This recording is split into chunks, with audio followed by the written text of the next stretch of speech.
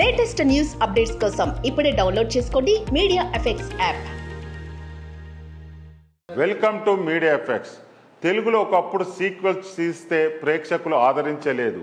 దీంతో sequels తెరకెక్కిస్తే flop అనే ముద్ర పడిపోయింది. కానీ రాను రాను కంటెంట్ బాగుంటే ప్రేక్షకులు ఆదరించడానికి టిల్లు స్క్వేర్ సహా పలు సీక్వెల్ చిత్రాలు ప్రూవ్ చేశాయి.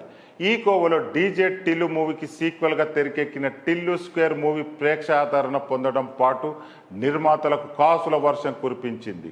టిల్లు బ్రాండ్తో సిద్ధు చేసిన యాక్టింగ్కు ప్రేక్షకులు ఫిదా అయ్యారు.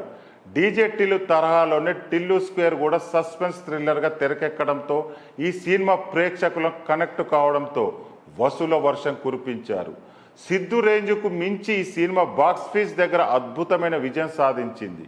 27 కోట్లు ఫ్రీ రిలీజ్ బిజినెస్ చేసిన టిల్లు స్క్వేర్ మూవీ 28 కోట్ల బ్రేక్ ఈవెన్ టార్గెట్తో బరిలో దిగింది.